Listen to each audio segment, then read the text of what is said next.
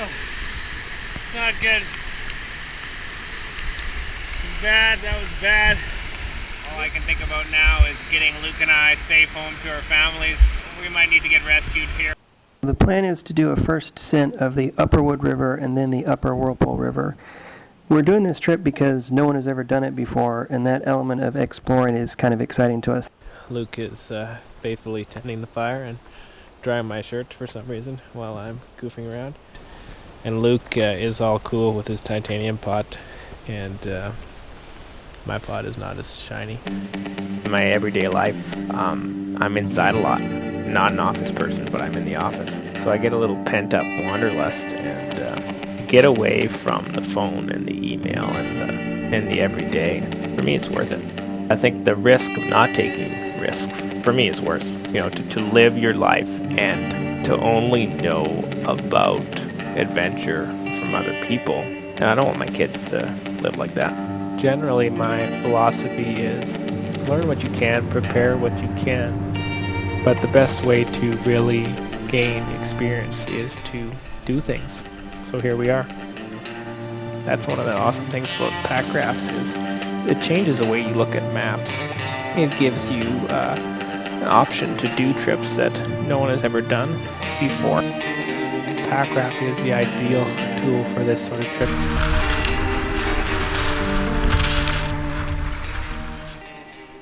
After waiting out some pretty interesting weather, we decided to camp here. And I think it was a pretty sweet location. Really can't complain with that, eh? And we're eating some wonderful food. And we got a campfire.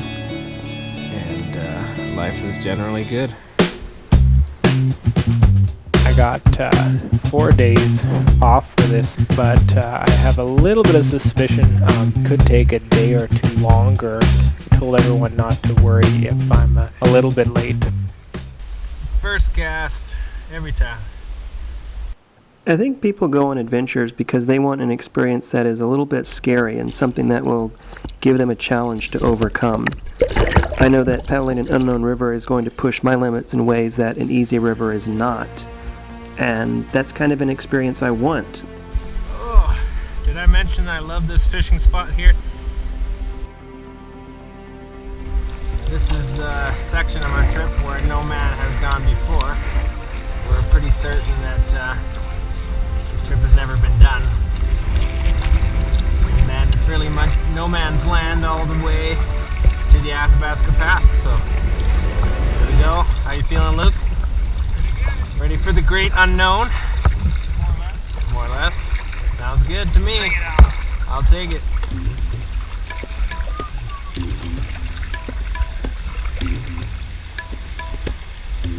This is where it comes exploring.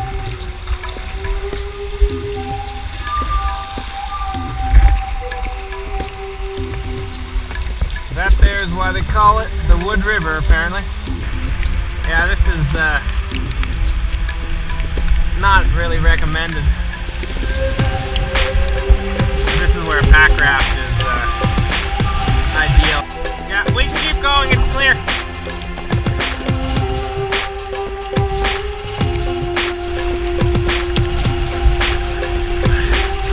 There was some interesting sections there, look at that wood.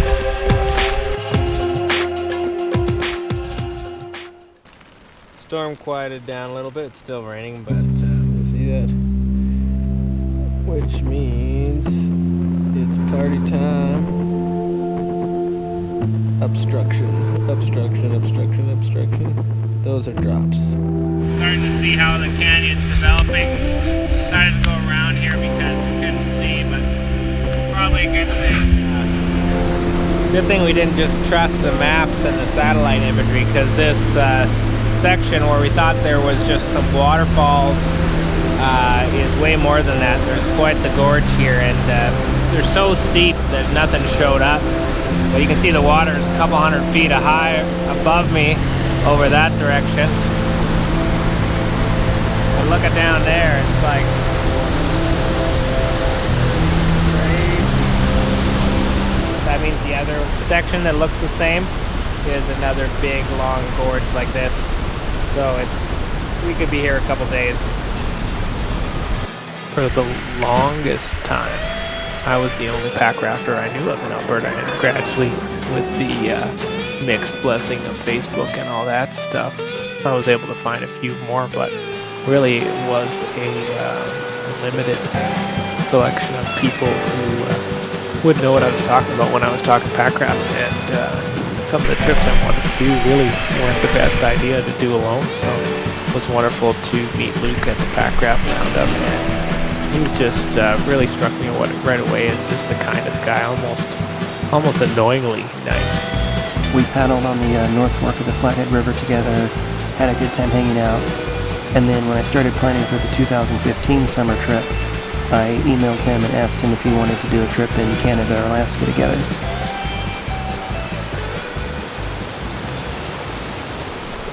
Good morning. As you might be able to see, we are sleeping on the side of a mountain. After crossing the bridge to nowhere, we ended up bushwhacking, basically straight up the mountain through some crazy alder Devil's Club patches. I think that's the appropriate name for that plant. Still managed to get some sleep in, and the big question now is, should we descend to the river, or how should we descend? We really want to avoid going through that much of that alder Devil's Club specialty. There's just major canyons and rock slabs and cliffs. We're pretty sure we're done with the waterfalls, but it's still not really looking that easy. So we'll just take it one step at a time, work our way down towards where we're trying to go. I went over about a 4-foot drop on the river, and immediately I felt the front of my raft going soft and collapsing around my feet. And I knew that was a bad thing. There were 2 air chambers on the raft, so I thought I might still have some air, but it was getting so floppy that I wasn't sure if there was even air in the back chamber. So I paddled as hard as I could to try and get into an eddy.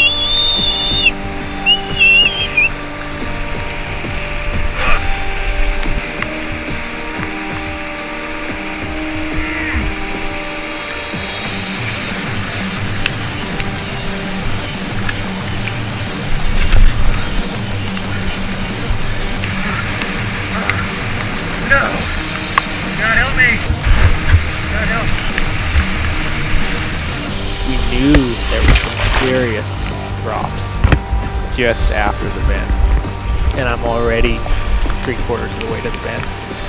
But you really don't have time to panic, or that's not my first thing to do in a situation like that. I was just trying to find an eddy.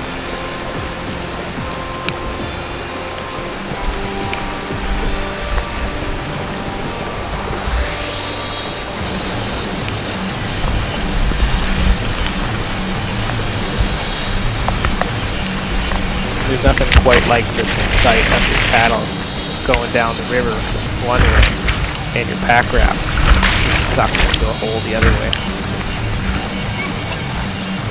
That was one of the most terrifying experiences of my life. Oh no, it's floating away! It's pretty ironic so far down this trip that the wood in this wood river, which has caused a lot of our difficulty, has also quite possibly saved my life. Thank you, Lord. Thank you. Thank you, Jesus. Had ourselves a bit of ordeal, but we found one pack. Luke has made a backpack out of his life jacket. He's carrying my pack, wearing my shoes. So glad I brought 2 pairs of shoes now. Got 1 paddle, 1 pack, 1 raft between 2 of them. So yesterday was one of the most challenging days of my life, I'd have to say. We're looking to get out of this rainforest ASAP and hopefully over the pass.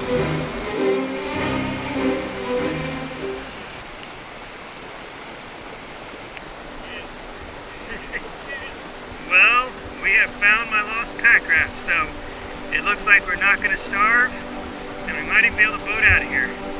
So we are both very happy. Thank you, Lord. Awesome! Woo! Because got Luke's Packraft survived pretty decent. The front chamber, pretty much the problem. Where is it? Right here. Yeah, that's a problem. So we're probably not going to go super far with that. We could try to fix it. His dry bags are looking mostly dry. So the important one with the inReach, which is a wonderful thing. Not a good thing when it's down in the river and your boat 10 kilometers from you. Yeah, we're just kind of doing some damage assessment. Look at all that food. Oh, I'm so happy to have that food. We found this old remains of an outfitter camp. It's got some good boards here, so we're gonna make a paddle and hopefully paddle ourselves out of here. So we have been out 7 days with 5 days worth of food, so obviously we're rationing it, not eating as much as we like to eat. And right now, Ben is off over there looking for the trail. After the events of the last couple days, there's always still about the what if about the logjam around the next band or the drop or whatever it may be. We were supposed to be done already. So yeah, it's still a little bit tense, but really this is wonderful. Okay, so it is Wednesday now. That's like 9 days after we started, and it's been quite a day. Theoretically, there was a trail there, but it really didn't help our progress that much. We were climbing over lots of deadfall, going through lots of Devil's Club, and doing that on an empty stomach is not a lot of fun. I'm so used to creeks and rivers being relatively flat, so if you're looking on a map and you see a creek there, you're assuming it's not going to be wicked steep. That would be a wrong assumption in this case. We want to make it out today. We pretty much need to. Food wise, we still have battery left, so here goes nothing. Every second on the river is a second we're not hiking, and I'm all in favor of not hiking after yesterday. Oh, this is so much better than walking. We have a problem here. I just smoked that rock right there, sliced my boat open. So now we got 2 flat Packrafts. People who do these sort of things, I think, some people are doing it because they want to prove themselves, and I think others are doing it because they want to know themselves. They want to know what they can do, what they can't do, who they are, what makes them tick. I don't think you know for sure who you are till you put yourself to the test. Who you really are is what comes out of you when you're squeezed, and there's a pressure there, but I think it's worth knowing. Would I do it again? Probably. Would I recommend it to anyone? No. There's a reason no one's done it. Because it's not a good idea. Because there's something about being in nature where you realize you're not really the boss of the universe. And you're not really the center. And I think that's good for you. Fear is always going to bind you up. But love and passion and purpose, that's going to make a difference.